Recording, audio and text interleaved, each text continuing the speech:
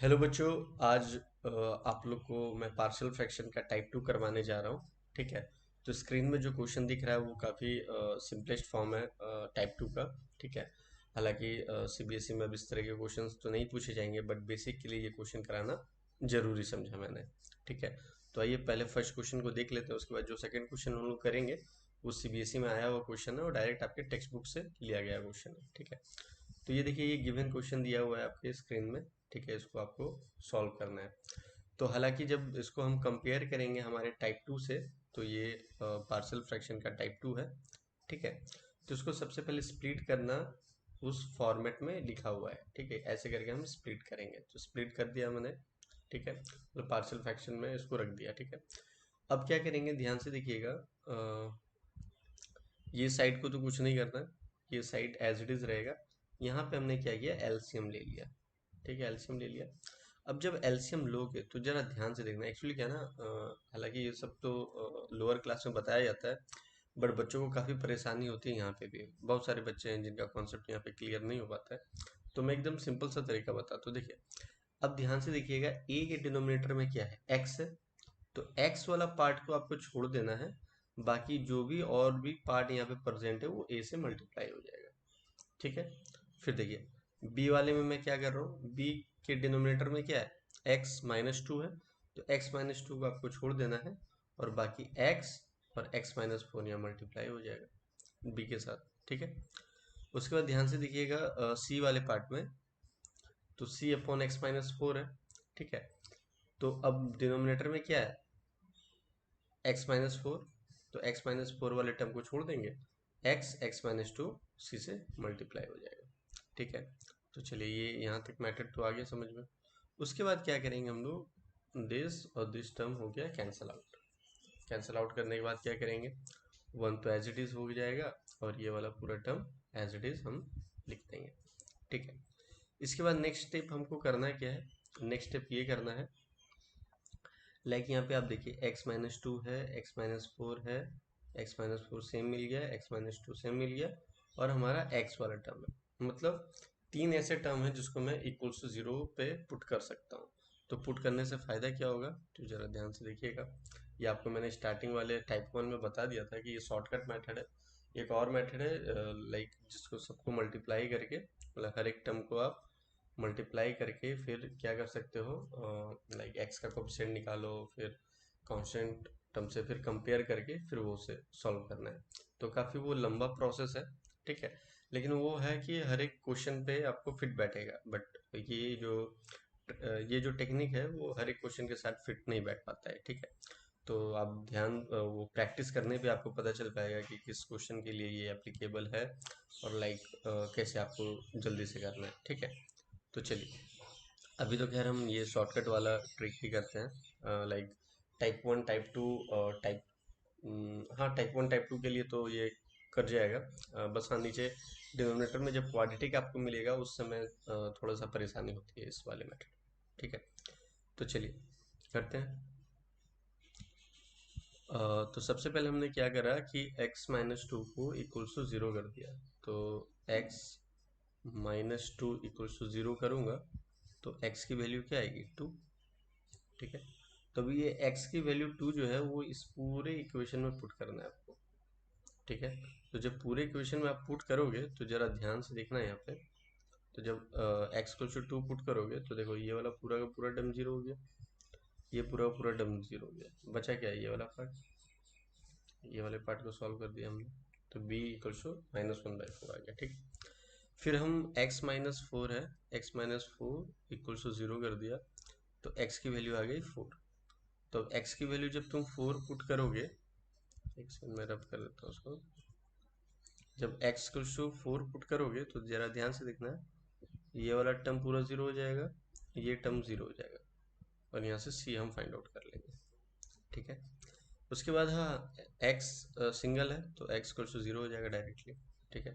तो जब x को जीरो हम पुट करेंगे तो जरा ध्यान से देखना, ये वाला टर्म जीरो हो जाएगा और ये वाला टर्म जीरो हो जाएगा, वहां से a फाइंड आउट कर लेंगे। ठीक है। A B C find out हो गया। देखिए कितना इजी प्रोसेस से हो गया, A B C find out हो गया। अब A B C find out करने के बाद हम लोग क्या करेंगे, ये जो हमने इक्वेशन बना रखा था पहले से, इसमें ए बी सी पुट कर देंगे। देखिए यहाँ पे पुट कर दिया मैंने, ठीक है, पुट करके लिख दिया। पुट करने के बाद अब देखिए 1/8 जो है, तो ध्यान से देखिएगा, एक से रब कर देता हूँ इसको। जरा ध्यान से देखिएगा, अगर मान लीजिए 1/8 है और नीचे अपॉन में एक्स है, तो इसको मैं ऐसे भी तो लिख सकता हूँ ना, कोई दिक्कत तो नहीं है। अच्छा, कोई इशू नहीं। ये भी लाइक काफ़ी छोटे क्लास में बताया जाता है, बट फिर भी बता दिया मैंने, ठीक है। तो यहाँ पे क्या हुआ, 1/8 आ गया है, ये इंटीग्रेशन है 1/x dx -1/4 इंटीग्रेशन ऑफ, अच्छा ये जो नीचे कटा हुआ दिख रहा है वो मैंने वाइटनर से लगा रखा था, एक्चुअली मिस्टेक हो गया था।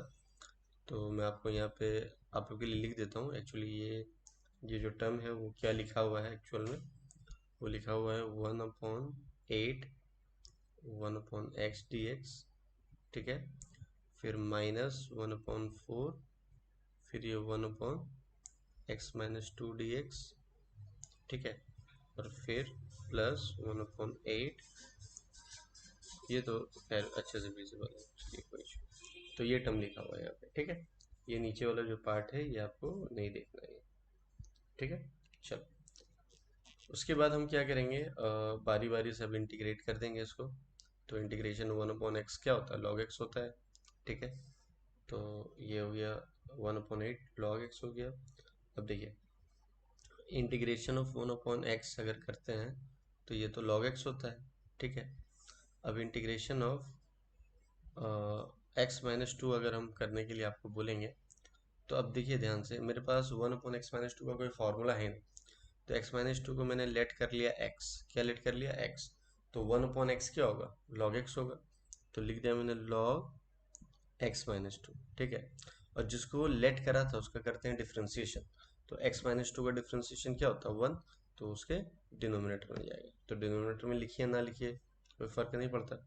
तो चलिए, तो वैसे ही यहाँ पे क्या किया गया, log x-2, तो ये देखिए 1/8 log x-4, ठीक है, प्लस log c। अब ये प्लस log c क्या है, आपको बताया था इनडिफिनिट इंटीग्रेशन कर रहे हैं, तो लास्ट में आंसर के लास्ट में प्लस सी करते हैं। हालांकि ये सारा log वाले टर्म में, तो हमने log c लिख दिया। तो log c भी एक कांस्टेंट टर्म है, खैर कोई डरने वाली बात नहीं है, ठीक है। चलो, तो फर्स्ट क्वेश्चन हम लोगों ने अच्छे से सॉल्व कर लिया, ठीक है। चलिए अब सेकंड क्वेश्चन पे चलते हैं जो सीबीएसई में पूछा गया है। तो ये देखिए सीबीएसई 2002 में पूछा गया है और आपके टेक्स्ट बुक का क्वेश्चन है। तो देखिए ध्यान से, ये जो क्वेश्चन आपको दिया गया है, ये आपको डायरेक्टली पार्शियल फ्रैक्शन के टाइप से मिलता जुलता क्वेश्चन नहीं, ठीक है। तो सबसे पहले हमारा काम क्या होगा, अगर कोई फॉर्मूला इसमें लग रहा है या लाइक हम इसको स्प्लिट कर सकते हैं या इसको सिंपलेस्ट फॉर्म में ला सकते हैं, तो सबसे पहले वो काम कर लेंगे। उसके बाद हम ट्राई करेंगे इसको कंपेयर करने का। हमारे पास जो 5 रूल है ना पार्शियल फ्रैक्शन का, फिर उससे हम लोग कंपेयर करेंगे कि किस में ये फिट बैठ रहा है, ठीक है। तो जरा हम ध्यान से इस क्वेश्चन को देखेंगे, तो x² - 1, ये मेरा x² - 1 है, तो उसको मैं ऐसे भी तो लिख सकता हूँ, x² - 1 का स्क्वायर। तो a² - b² क्या हो जाएगा, a+b, और a-b हो गया, ठीक है। तो वही मैंने यहाँ पे लिख दिया ये। तो जब ये करने के बाद हम जब कंपेयर करेंगे इसको, तो हम देख रहे हैं ये टाइप 2 से मैच कर रहा है, ठीक है। तो टाइप 2 से जब मैच कर रहा है तो टाइप 2 के फॉर्मेट पे इसको रख देंगे। तो हमने रख दिया इसको, ठीक है। फिर से वही मेथड जो अभी आपको बताया था, एलसीएम लेना है, फिर एलसीएम ले लिया हमने, ठीक है। फिर ए के नीचे x+1 है तो उसको नहीं लेना है, तो x-1 और 2x+3 मल्टीप्लाई हो जाएगा इससे। फिर b के नीचे क्या है, b के नीचे x-1 है, तो x-1 को नहीं लेना है, x-1 को नहीं लेना है, तो x+1 और 2x+3 मल्टीप्लाई हो जाएगा b के साथ, ठीक है। इस तरीके से एलसीएम लिया हमने। अब जब एलसीएम ले लिया, तो एलसीएम लेने के बाद हम क्या करेंगे, डिनोमिनेटर हो गया कैंसिल आउट, ठीक है। तो ये वाला टर्म आपका एलएचएस हो गया, ये वाला टर्म आपके आरएचएस में हमने रख दिया, ठीक है। अब ये रखने के बाद हम करेंगे क्या, फिर से वही मेथड, ठीक है। क्या करना है, कि हम जरा ध्यान से देखेंगे, x-1 है मेरे पास, 2x+3 है मेरे पास, उसके बाद x+1 है, बाकी सब सेम ही है, वही सारा टर्म तो दिख रहा है, ठीक है। तो तीन टर्म हमें मिल गया, एक टर्म मिल गया हमको x-1, दूसरा मिल गया 2x+3, और तीसरा मिल गया है x+1। तो इसको भी इक्वल टू 0, इसको भी इक्वल टू 0, इसको भी इक्वल टू 0। तो जब इक्वल्स टू जीरो करेंगे और एक्स की वैल्यू सॉल्व करेंगे तो एक्स का वैल्यू क्या आ जाएगा, यहाँ पे 1 आ जाएगा इसके लिए एक्स की वैल्यू क्या आ जाएगी, -3/2। और इसके लिए क्या आ जाएगी, एक्स इक्वल्स टू -1। तो ये तीन वैल्यू आ गई हमारे पास, ठीक है। अब तीनों वैल्यू को हम बारी बारी से इस इक्वेशन पे पुट करेंगे और ए बी सी की वैल्यू फाइंड आउट कर लेंगे, ठीक है, जैसा अभी प्रीवियस क्वेश्चन में मैंने आप लोगों को बताया था, ठीक है। तो काफ़ी आसान है। तो मैंने वो तो स्टेप बाय स्टेप मैंने बना दिया आप लोग के लिए, बट आप लोग ये खुद से करोगे, ठीक है। तो ए सी और बी की वैल्यू आ गई।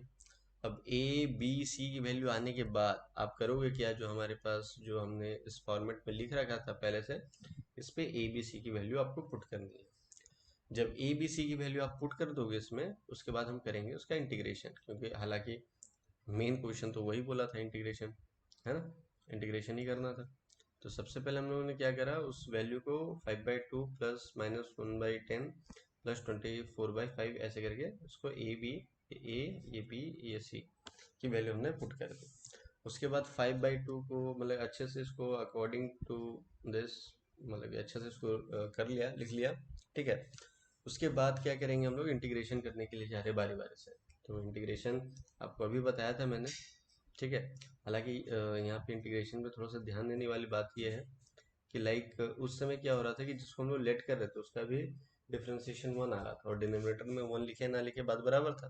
जैसे फॉर एन एग्जांपल, अभी जैसे पहला वाला क्वेश्चन, अगर मैं आपको जैसे बोला था 1/x का इंटीग्रेशन क्या होता है, 1/x का क्या होता है, log x, ठीक है, प्लस से। और अगर मैं आपको बोल दिया x+1 का करो, तो इसको क्या करो, फिर से वही लेट कर लो, x लेट कर लिया, तो इसका तो log x हो गया, log x+1, ठीक है, log x+1। और जिसको हम लोग लेट करते हैं उसका डिफ्रेंसिएशन होता है, तो x+1 का डिफ्रेंसिएशन क्या होगा, 1। तो लिखो ना लिखो बात बराबर है। तो वही देखिए 1/x+1 का इंटीग्रेशन log x+1 है।